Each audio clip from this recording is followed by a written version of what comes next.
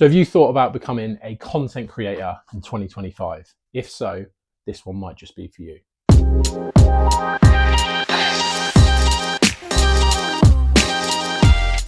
So welcome back everyone. This video then is going to be all about starting a content creation channel on TikTok primarily, but this can also be used then for the likes of YouTube, Instagram. But generally speaking, if you're going to start to grow, then you're going to want to do this across all platforms anyway. So this is going to be broken down into 3 sections then. So number 1, finding your niche, differentiating yourself from the rest, your style, all of that sort of stuff. Number 2 is then going to be understanding the algorithm to make sure that you're getting the best success out of your videos. And then number 3 is going to be all about consistency. I can't tell you how important consistency is. So number 1 then is going to be all about finding your niche. You can clearly see that mine is about darts, but I do also like a coffee. And those of you that have come over from TikTok will now know that. So that's part of my style. I introduce coffee into my videos that also go alongside darts. And it just gets people chatting in the comments. I often get people ask what coffee I use, what machine I use. So it's a good way to drive engagement. So within finding your niche, it could be a sport like darts. It could be a hobby. It could be related to food. It could even be how to edit videos. All of those things could be your niche. So once you know exactly what you're going to be filming videos about, that will then give you a foundation to be able to then start creating content around your particular niche. What you're then also going to want to do is research other content creators in your niche and see what they're doing. And no, this isn't to copy them. This is so you can differentiate yourself from the rest and capture that audience when they come onto your page. How many videos do you see where someone's just put a camera in front of a dartboard and they're throwing arrows at it?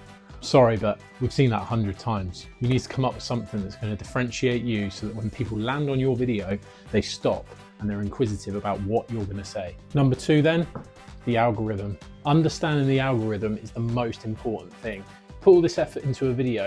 If you don't understand the algorithm and you post it and you end up in the 200 to 300 jail, what's the point? So this is for TikTok specifically, but the first thing I did when I started posting videos was the use of Creator Search Insight. So if you don't know what that is, go onto your homepage, the search bar, and type in Creator Search Insights. This top section then is going to be the one you're going to use. So there's an option to view it. That's going to then give you a load of analytics in terms of trending search terms, suggested search terms, but then you can also drill down into your niche. So if I search darts, it will then bring up the top results, but it will also bring up ones that are now trending. So if you look here, how to throw darts like a pro, that's up 1000%. So if I was going to post a video, I would base it around that subject. And then from here, there's a red button with the camera icon. You'd select that and then post directly from that search term. This isn't only going to help TikTok categorize your video, but also hopefully generate a lot more views and engagement because people are searching that term already. The other thing that's really important is the titles that you use on your video. So that's these here. If I take this one as an example, darts doubles hack, no brainer.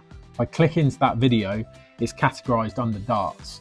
What you will find is some videos, TikTok won't know how to categorize them. So this one here is an example, the power of practice. Doesn't really specify what I'm talking about. So when I click into that video, although it's had 17,000 views, it's now got find related content, which means TikTok doesn't know how to categorize that video. The first one I showed, I posted this last night and it's already had 50,000 views. Sometimes that can just purely be by having darts in the title, so TikTok categorize it straight away. Now the final thing is the time to post. And to begin with, you're gonna have to try various different times. So you might try mornings, evenings, it may vary on the weekends, but once you've been posting for a couple of weeks, you should then be able to use the analytics. And this isn't just TikTok specific, this will be on YouTube and Instagram as well. This example though is for TikTok. So for me, I know that posting at 5 o'clock is my best time to post. So viewers, there's 33,000 people on around 5 o'clock. And this will break it down on the day. So this is specific to Sunday. It may vary on the weekend compared to what it does in the weekday, but for me, it doesn't really. The only thing I have noticed is Sunday, more people are on later at night. So I might generally post a little bit later, but otherwise I typically post around 5 PM. Final thing then is consistency. And it's no different to when I throw darts. Consistency is key. Outline from the start whether you're going to post daily or weekly. You'll notice with my YouTube videos, I post them weekly, but on TikTok, I post them daily. Now, I do have to stress the fact that anyone getting into this game, it is hard work.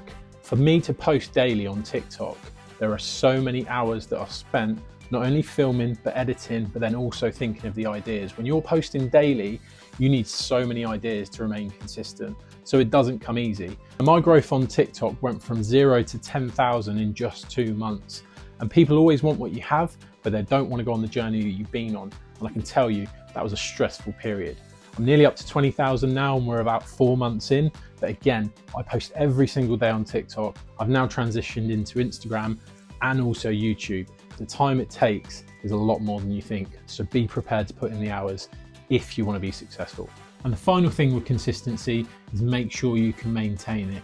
Don't set your bar too high, expecting to grow really quickly and then not be able to maintain it. I had to learn the hard way. I said every day. The reality was I didn't actually know how much was involved to do it every day, but I feel like I've now set my precedent, so I have to continue to do that. It is hard work, but it is also rewarding at the same time. If, however, you can't post every day, then change it to 3 times a week or change it to once a week, but just make sure you outline to your audience so that they're aware when to expect your content. So that's all for today's video. Hopefully that helps you get on your way to becoming a content creator. Now, if you're new here, then make sure you hit the subscribe button. I'm also on TikTok and Instagram, so make sure you follow me on there, and I'll see you all in the next video.